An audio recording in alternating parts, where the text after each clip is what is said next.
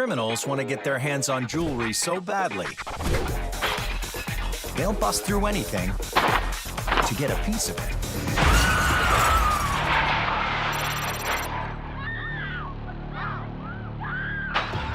In West London, a car full of thieves are making a bold move on a jewelry store.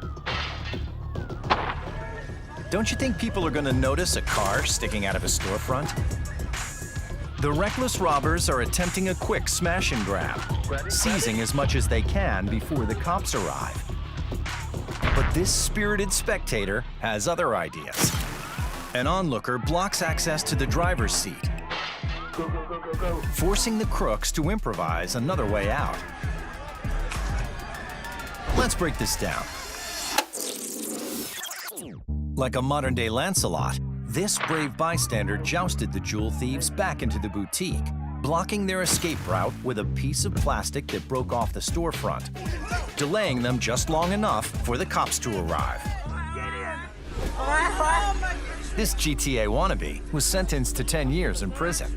A smash and grab is when criminals go into a store and try to grab as much merchandise as they can quickly.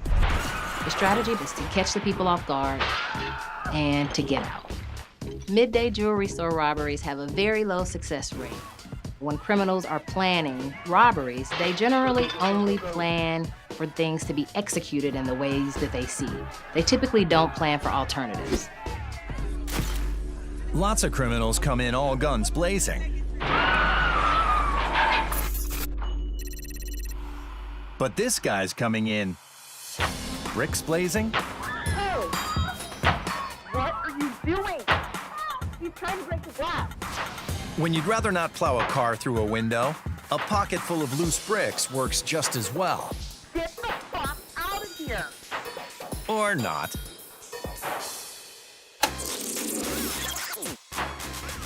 Call 911! One worker calls 911, while the other springs into action, grabbing a window pole and running him out of the store. Maybe the gems were just too shiny for this thief. But he might have been better off if he put on his disguise before he started the robbery. Higher-end jewelry store cases are made of laminated glass, 5 times stronger than normal glass, so it can withstand gunfire, and a brick is no match for it. Using sunglasses and a registered vehicle is only going to land this guy in prison. But some more ambitious thieves make plans with an exit strategy. In the Netherlands, it looks like a couple of kids with a treehouse ladder are breaking into a jewelry store. By coming in through the roof, these clever crooks have bypassed the external alarm system, which is triggered by a sudden change in sound patterns, like a window shattering or a door being kicked in. These guys are pros. They know exactly where the most valuable goods are. In less than 4 minutes, they grab thousands of euros in pricey pearl earrings, gemstone necklaces, and expensive Rolexes. Before escaping back up their cruise ship ladder without triggering the alarms. Unfortunately for the owners, their 3 other stores were hit too, and the thieves are still at large. These thieves have elaborate entry plans, but others prefer to wing it. A band of robbers are using a stolen minivan to back into a jewelry shop. This guy's getting out of Dodge. Or maybe he's just trying to dodge the Dodge, crashing the party. These metal bars are no match for this mega mom van. And the strangely calm customer is leaving again. Maybe he just enjoys the thrill of a robbery. As the robbers make their move, the shopkeeper is more than prepared and brings out his... Oh, okay. Looks like he's going with the sword. Sometimes it pays to bring a sword to a gunfight. I thought they will kill to my wife, they showed gun to my wife. Stolen jewels are one thing, but when it comes to defending your spouse, that's when you break out the big guns. Or sword. When you're confronted with a potential threat or harm or danger, your brain does this wonderful thing of preparing you for that by giving you 3 different responses, either the fight, flight, or the freeze response. The fight option as a stress response is designed to make sure you confront the actual danger.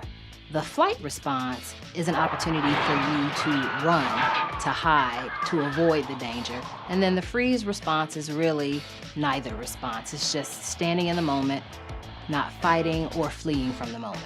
The crooks may have escaped, but the swordsmen scared them off before they were able to grab anything. Jewelry store heists rake in over $100 million every year. But more and more crooks are setting their sights on cash in transit. In the last 5 years, armored car robberies have doubled. Packing automatic weapons and explosives, these heists are attempted by only the most talented crooks, who can make off with millions in under 30 seconds. But most armored car drivers rarely run into trouble, traveling thousands of miles every year with little incident. Leo Prinsloo is a veteran security guard. Over his life, he's protected 2 U.S. presidents and the Queen of England. His colleague Lloyd has put in a decorated 4 days of service. Today, they're transporting over $100,000 worth of valuables in a reinforced Toyota Land Cruiser when a speeding vehicle approaches on the driver's side.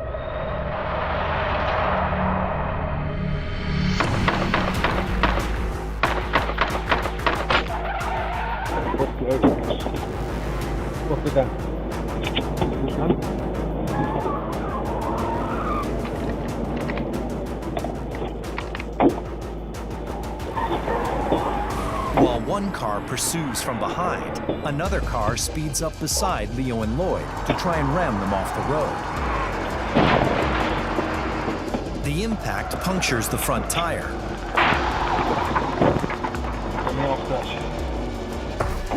Ahead, the jackers pull over to form a barricade.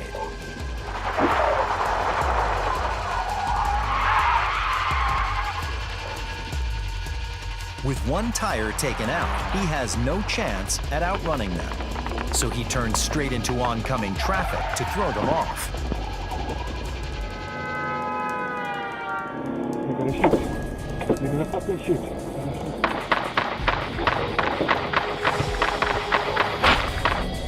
Come on, Robbie. Come on, Josh. Mark them with it off. These crafty crooks have blocked perception with a signal scrambler. Leo's truck is shot up like Swiss cheese, and he has almost no visibility. Unable to see out the windows, he runs off the road and is now a sitting duck. Armored car drivers are trained to stay in the vehicle as it protects them from deadly gunfire. But left with no options, Leo makes the call to fire back.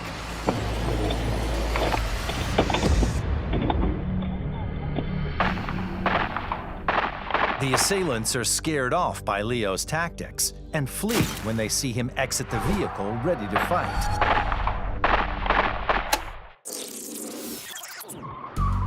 Leo's truck took a beating. Obviously, the drivers are all trained. Yeah, you can see this impact. I mean, if you look at it, I mean, that's a 7.62 round. So they were out to kill you. Situational awareness is being aware of all of your surroundings, people, patterns, movement of people.